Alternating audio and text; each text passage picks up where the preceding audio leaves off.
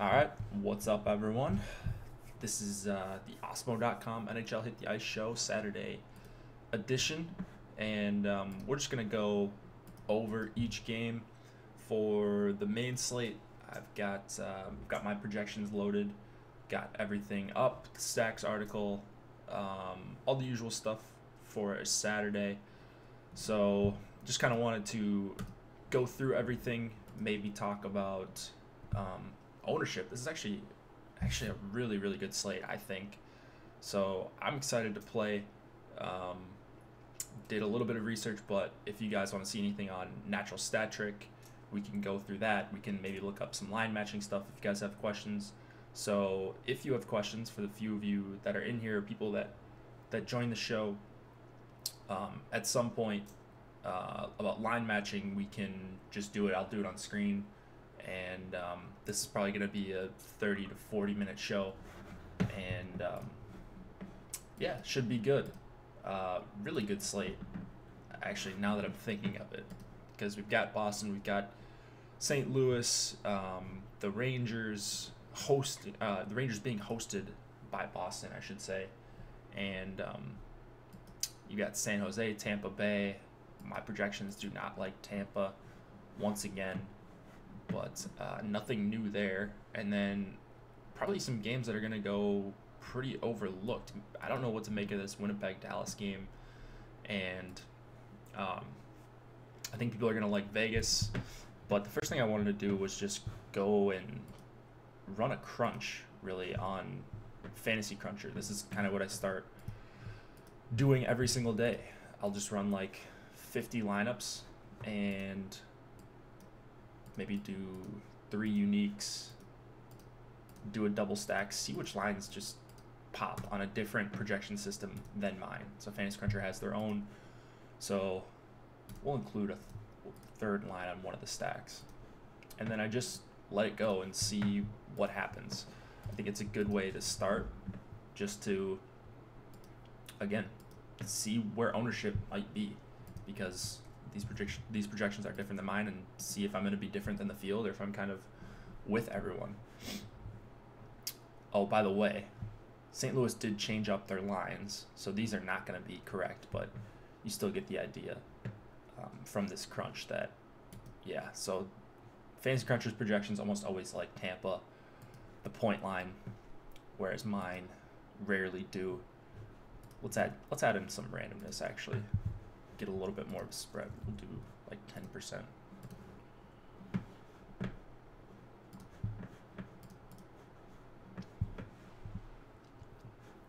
Is Colin Miller back today? It's not gonna be breaking news if he is, but I'll probably have to add him to mine. So if you guys go on the site, you can see my projections are on there. I will put the link to the stacks article while this is being run.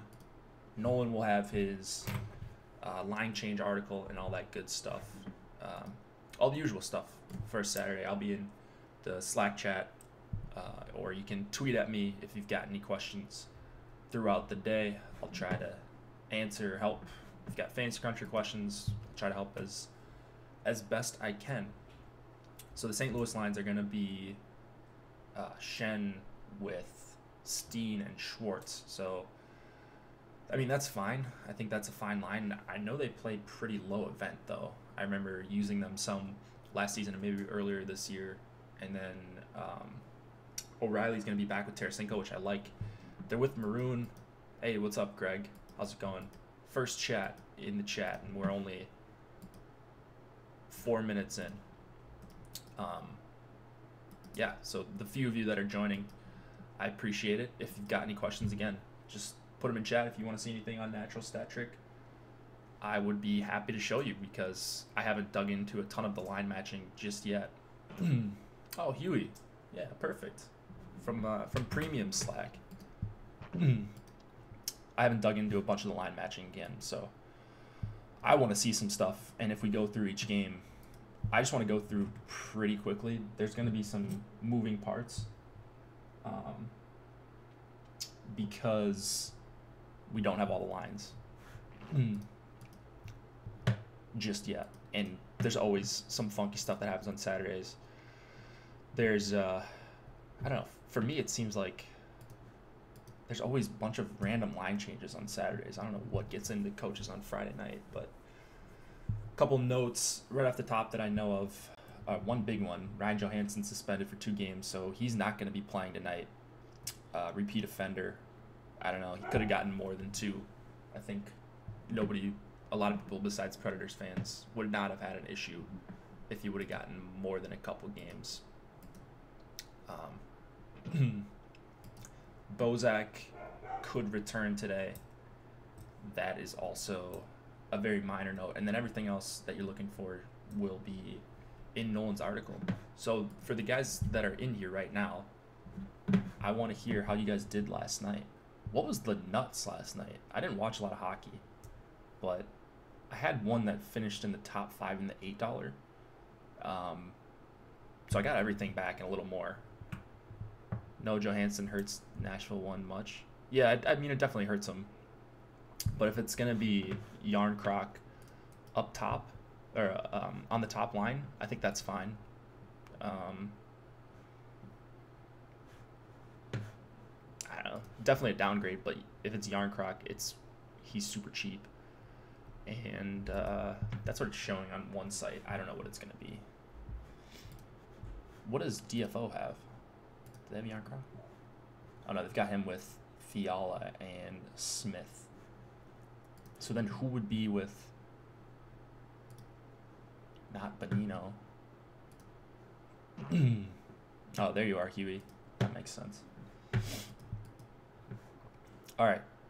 So FC really likes the point line. They like St. Louis. Looks like both lines. I can barely hear you. Is my mic down? No, it shouldn't be. I don't think. I just pulled it closer to me, so maybe now it's a little bit better. Oh, what's up, Boom? It's about time you're in here. So already I can tell I'm going to be a little bit different. Tampa, anytime they have a big total and they're at home, they're going to get a lot of ownership. They just don't generate enough at 5-on-5 for me, I think, is the issue. And it's not a great 5-on-5 matchup for them either. I just realized that we included the early slate here, but just ignore this McKinnon. He's on the early slate. I would have to imagine Colorado 1's going to be mega chalk on the early slate. I didn't even look at their prices. I'm not playing that, but whenever there's Colorado 1 on a 2-game slate, pretty fair assumption. I think they're playing LA too, so have fun with that fade if you're doing that. But yeah, no Tampa, not no Tampa, but probably very limited Tampa Bay for me. It looks like is going to be different. I like the San Jose side of that. I like the third line, quote unquote third line, Donskoy, Hurdle, Kane. I like the Couture line as well.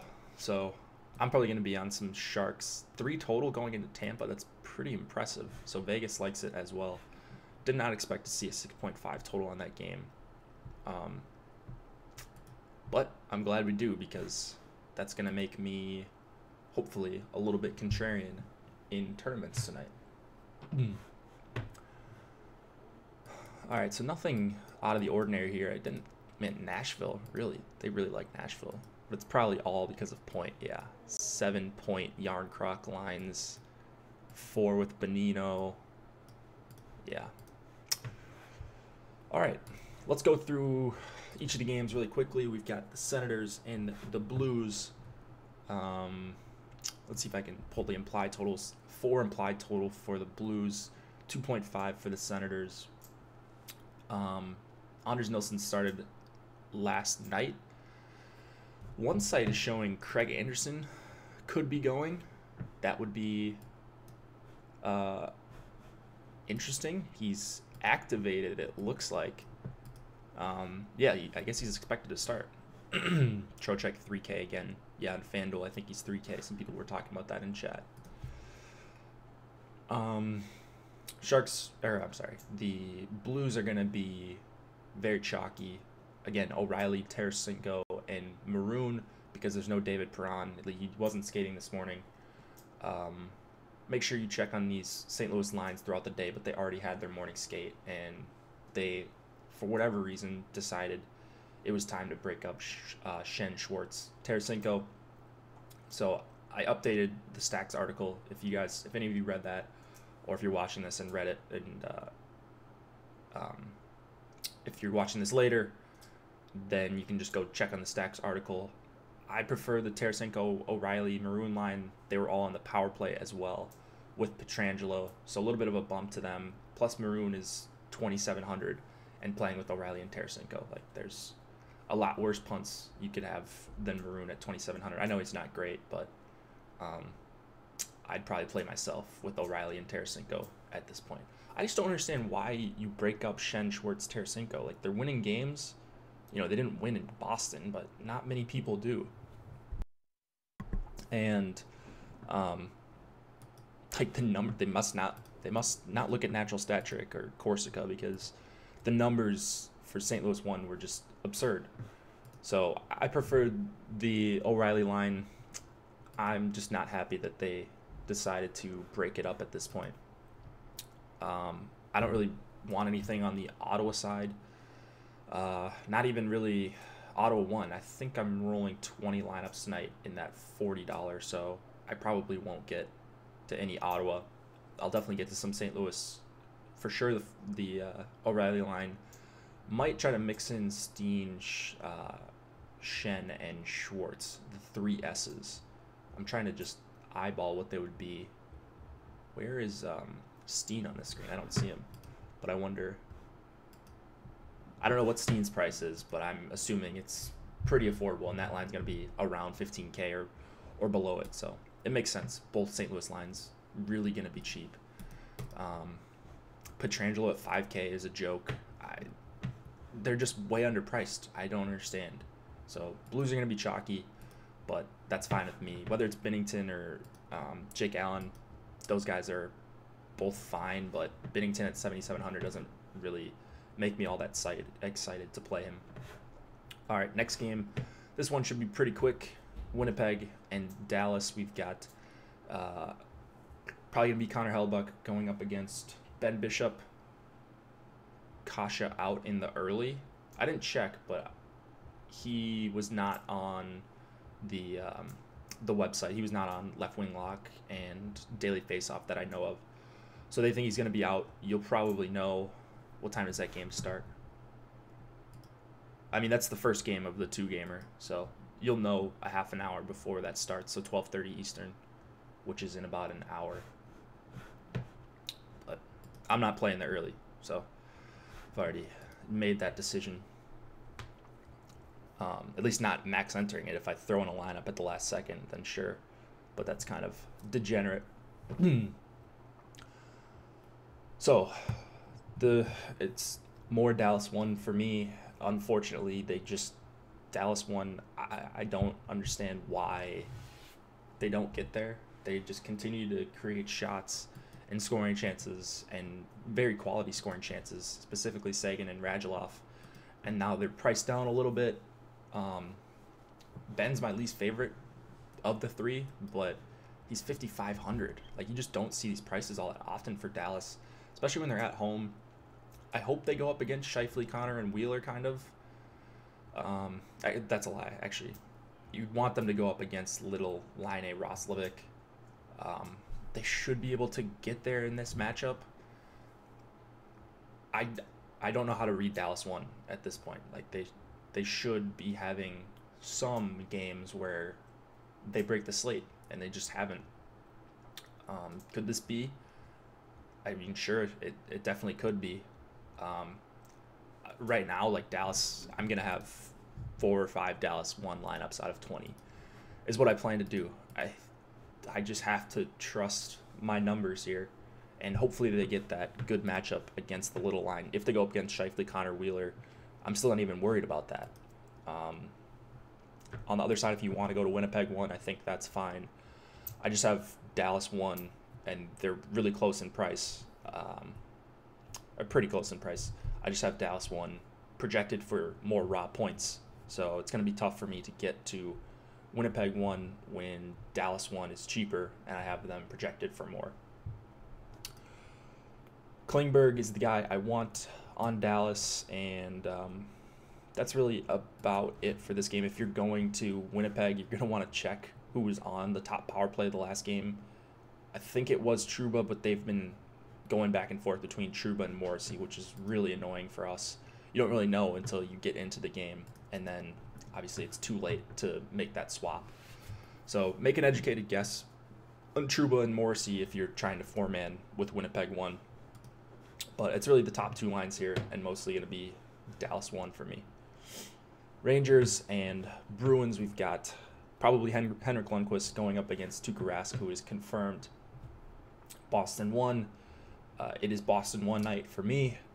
The issue is, can you find stacks that they fit with? So I like to double stack. A lot of you guys know that. It's a pretty popular thing to do. I'm trying to think right now if you can fit Boston 1 with the new St. Louis lines. And I'm pretty sure you could. I'm pretty sure you can. You may have to double punt, but I'm going to look at the prices on my line sheet. So Boston 1 is 22-1, and the new, oh yeah, you can do that for sure. You may not even, like, you're gonna have to punt one of your defenseman spots, but you may not even have to punt that hard on your second one. I wonder if you could do that with Pietrangelo even. Let's try that.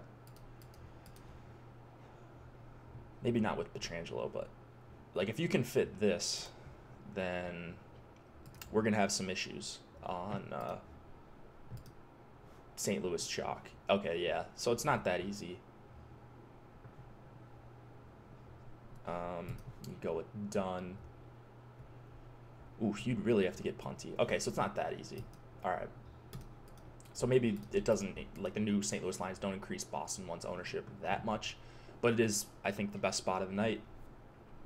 If I'm paying over 20K for a line tonight, it's going to be Boston 1. Dallas 1 is just below 20K, so if I'm getting over the 20K threshold and going way over it, 22-1 for Boston 1 here, like, there's just, like, they should crush the Rangers no matter which line they go up against. They're probably going to go up against Zibanejad, and that's the best line. So path of least resistance maybe says it's not the best spot for Boston 1 because they are facing a real line in the Rangers 1, but they're better than them by a pretty good margin. And I said this on the, when they played the Caps like maybe 10 days ago. I just don't see how Boston 1 doesn't score at least a couple goals here. And if they're not full line goals, maybe it's not going to pay off.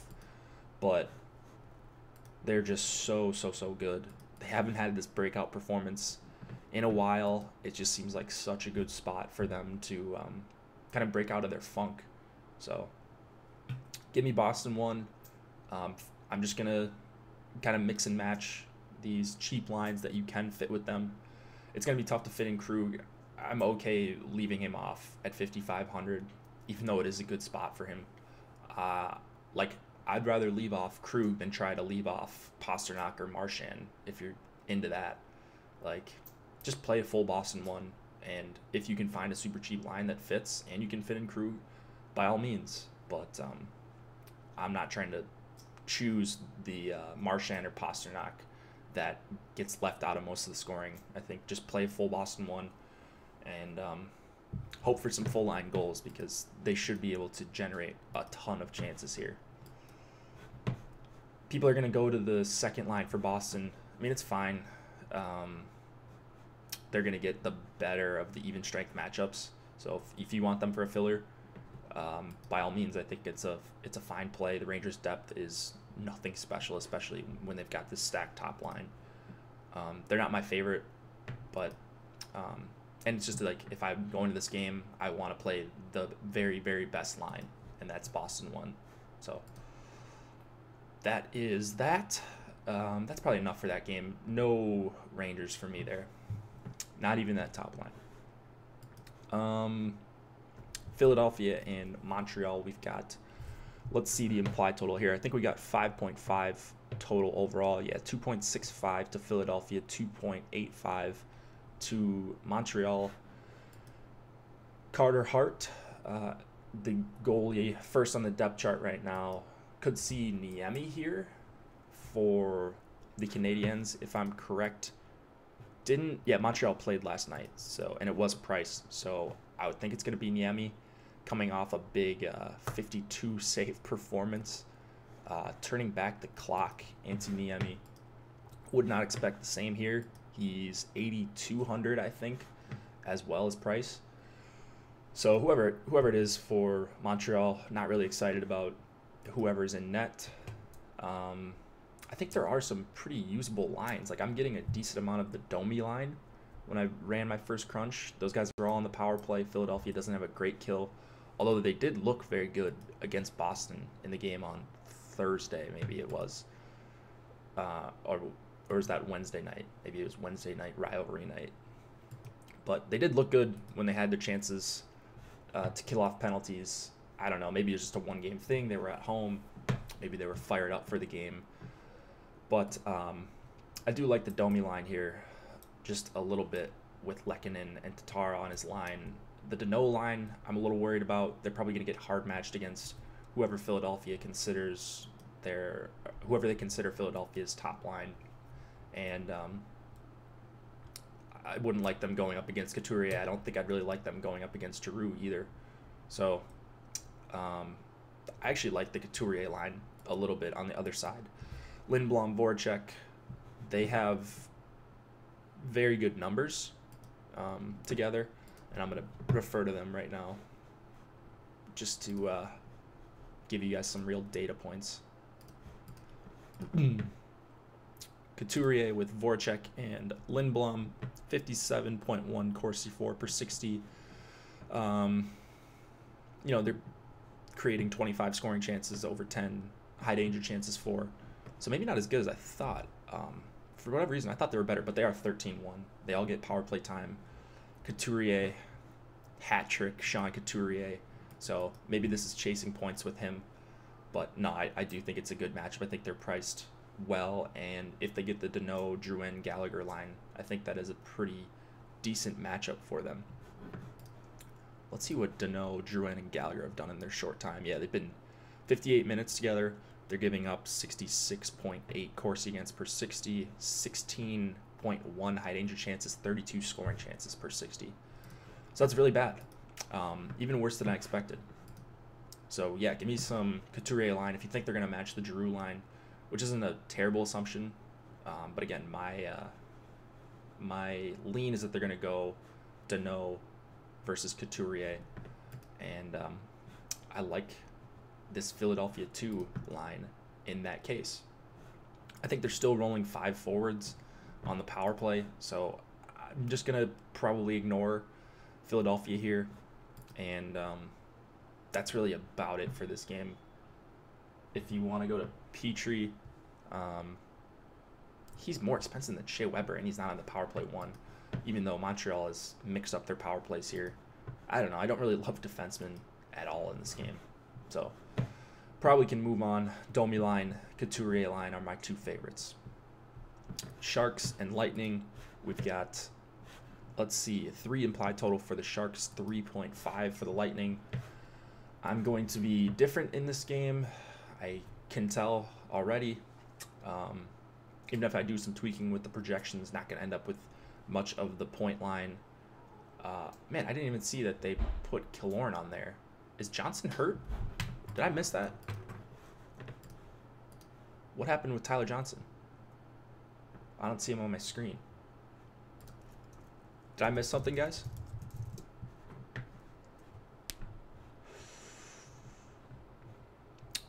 Is he out? Let's find him on. Maybe Fantasy Cruncher has something. Okay. So he's not listed on a line. Regarded as day-to-day. Okay. Oh, okay. So he's not going to return until after the break. Okay. I missed that. So that's my bad. let's see, he's 5,300 compared to Killorn, who is 43. Okay, so you're saving a little bit on Tampa too. I don't know if that makes them any better. You've still got Killorn on the power play too, but it seems like Tampa is pretty comfortable not playing him in the last game before their break, so that makes sense, right? You don't need to risk it. Man, these prices on Kucherov point are wild. Man, let's see what I have them priced at. I could just do the math, but I will be lazy and look at my other screen. Oh, Alex's rankings are out. Let's see. I'm going to refresh this page and see if they updated. They'll update here in a second. Probably automatically, I think they update. So you'll get those in a second. Yeah, I like San Jose 3 if you guys read the article. Their numbers are absurd. I think they might match the point line against them. If they don't, they're probably going to go up against Stamkos, and that's fine as well.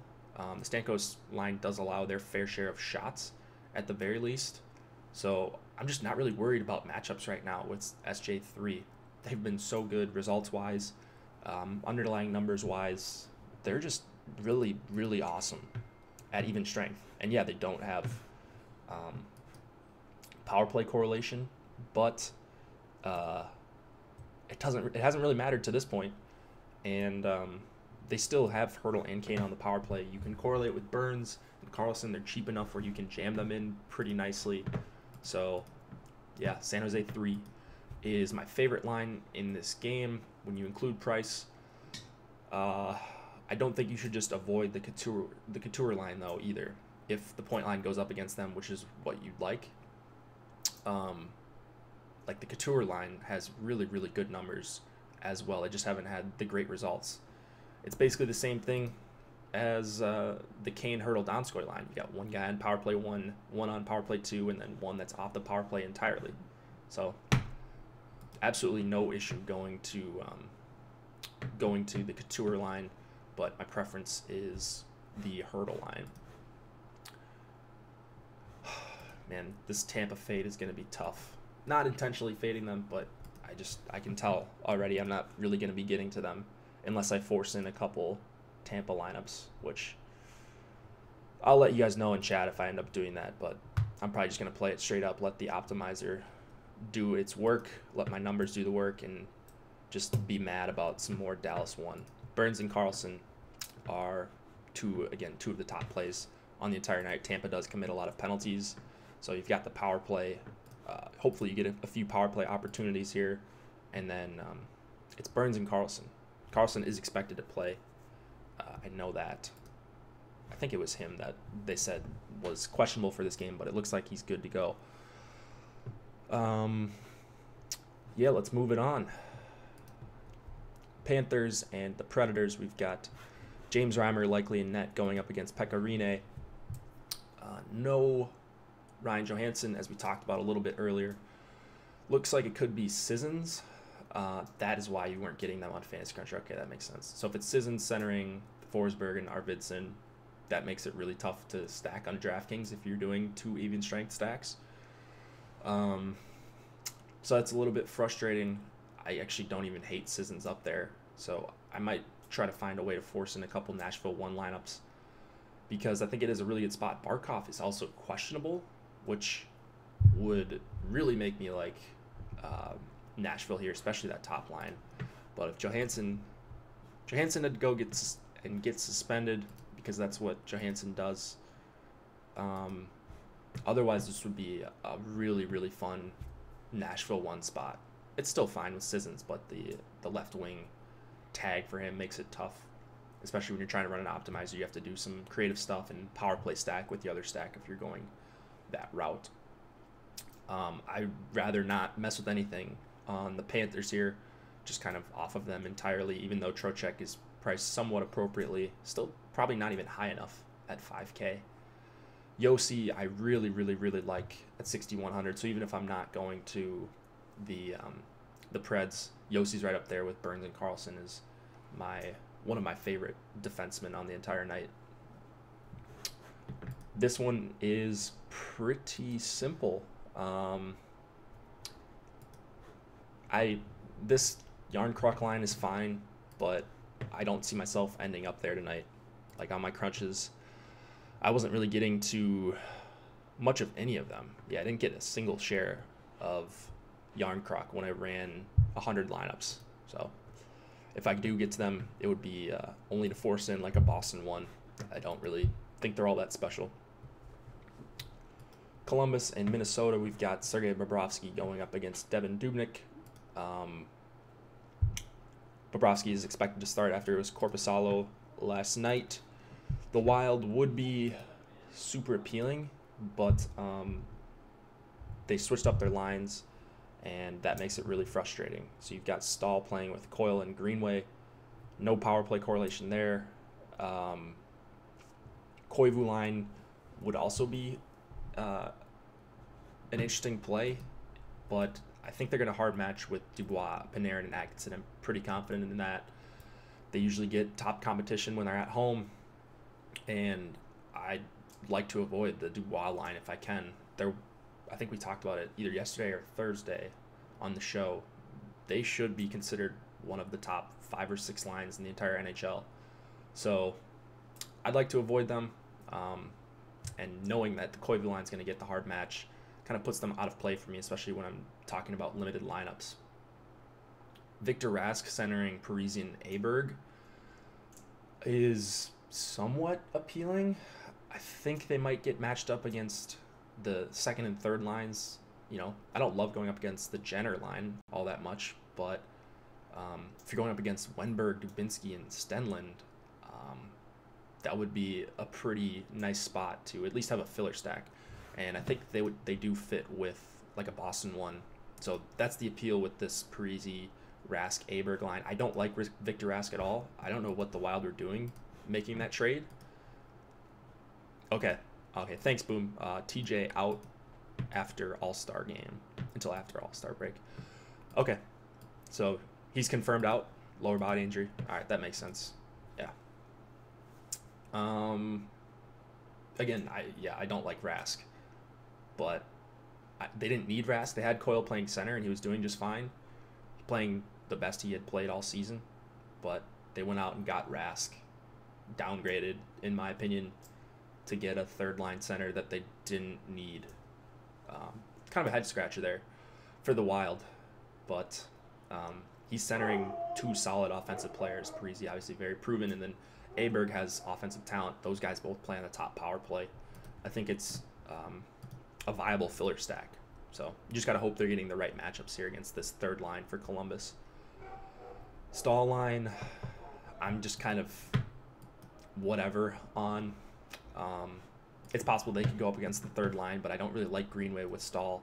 I don't really like Coyle with Stahl. So I wish Coyle could be centering Parise and Aberg. I think that would be really fun. So until we see something like that, or Koivu not centering Zucker and Granlund, then it's going to be tough to try to parse through these Minnesota lines.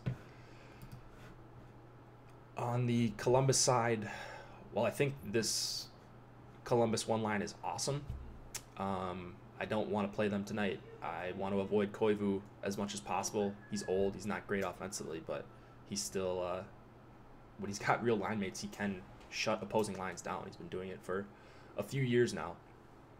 And on the Wild, I would like to go with Spurgeon as a one-off. If you're playing this third line that I'm kind of on, the Rask line, then you can go with Suter because he does correlate to Parise and Aberg on the top power play. Even though Suter, he's another one. Very low upside. You're looking for assist equity. And that's not all that fun at 5,100. Dubnyk is priced appropriately, came in for Stalock in relief and played okay. I don't have much confidence in Dubnyk at 7,600, and same thing with Bobrovsky at 78 there. Last couple games, then we'll get out of here. I'll go through these super quick. Pittsburgh and Vegas, we have, could be Casey DeSmith going up against Marc-Andre Fleury. Murray started last night. Fleury starts every single game that he can for Vegas because they don't want to play any of their backups, Subban or whoever they have in the AHL. So you can pretty safely assume it's going to be Fleury. Vegas 2, I think, is going to be pretty chalky. I already heard some chatter about them. I get it. They've got very good numbers. They've generated quite a bit of shot attempts at the very least, and they're probably going to get the better matchups than the Carlson-Marchessault line. Vegas doesn't really hard match for the most part, but we should see Carlson going mostly against Crosby, and then probably a little bit of Malkin. So the Crosby line is really good offensively. They've been kind of dominant at even strength, so it's tough for me to want to play a line that I think is going to play a lot against them, especially when you're paying a decent price for Carlson, Marchessault, and Peary. Like looking at the Crosby line, they're only giving up 10 high danger chances against, but more importantly, like 22 scoring chances, only 51 shot attempts per 60. That's pretty solid, and just awesome offensively. So pretty tough matchup for the Carlson line. I'd probably rather go down to Stastny, Pacioretty, and Tuch. I hope this line somehow gets matched up against the Brassard, Shea, and Kessel line. You guys know my feelings on them. They're one of the worst defensive lines in the NHL. And that's not me with the eye test. They just suck at even strength. If you look at natural stat trick or Corsica, whatever you look at. No really defenseman I am dying to play here. Theodore, I think his price is fine for 4,100. He's coming up as a decent value for me. If Colin Miller's back, he's on the top power play, but when he's playing on this third pairing, he sees like sometimes 15, 16 minutes a night, and that's not really all that fun, even with the top power play. Especially when Vegas has, they're considering this the PP1, but it's Peary, Pacioretty, Stastny, Tuch, which is fine, but no Carlson, no Marchessault either on his unit. So let's go to the last game of the night, and then I'll get out of here. Calgary and Edmonton. We've got David Rittich going up against Mikko Koskinen. Again, these goalies not confirmed, so make sure you check on these. I'll update projections later on this afternoon if you're using mine. McDavid, Draisaitl, and Chiasson is going to be how Edmonton starts. Who knows how they'll finish, or who knows how they'll even play the second period here, because they just love switching up their lines. I think McDavid and Draisaitl make for fine plays. I am worried about how little quality chances they're generating. And then when you throw in the fact that, well, they're pretty expensive. Chiasson makes it a little bit less expensive, but they're pretty expensive as a duo if you're just doing that. They may get split up. And then you look at their numbers as a line, and they're not that impressive. Like they're generating 55 shots, 4 per 60 shot attempts, 26 scoring chances, but only 7.2 high danger chances, 4 per 60. And it's not like,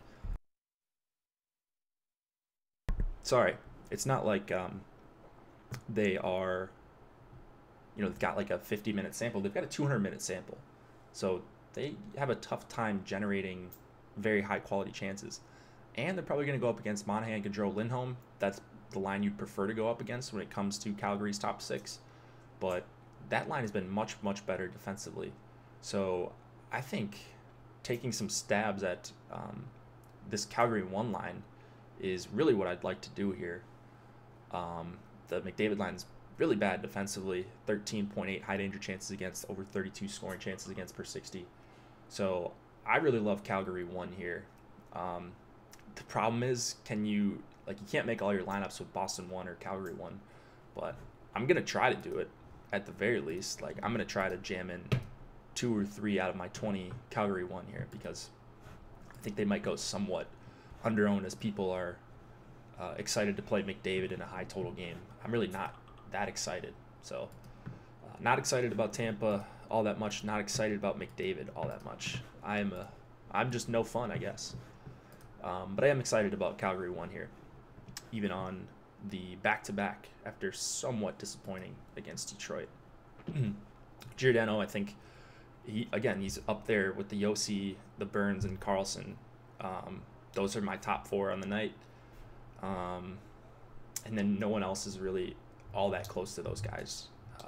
So I love getting to Giordano, even if I'm not getting to Calgary 1. Pretty good power play spot for the Flames here. All right, guys. That's going to be it for today. And we'll be back on Monday. Oh, wait. Is there slate Monday? Yeah, All-Star break doesn't start until... Let's see. Let's look it up. All-Star break starts next Wednesday. Is that correct? Yeah, okay. So there's a 4-game slate Monday, 5 games Tuesday. Yeah, we've got bye weeks. And then Wednesday, there's a 6-gamer. I like the size of those. 4, 5, 6. Then we've got quite the layoff. So we'll have shows Monday, Tuesday, Wednesday. Nolan will be with me Monday. Hit me up in Slack if you've got any questions. I will be around, or at least around my phone, for the rest of the afternoon. Good luck on this slate. Please give us a like if you did enjoy this. It helps us quite a bit. So good luck, guys, and we will see you Monday.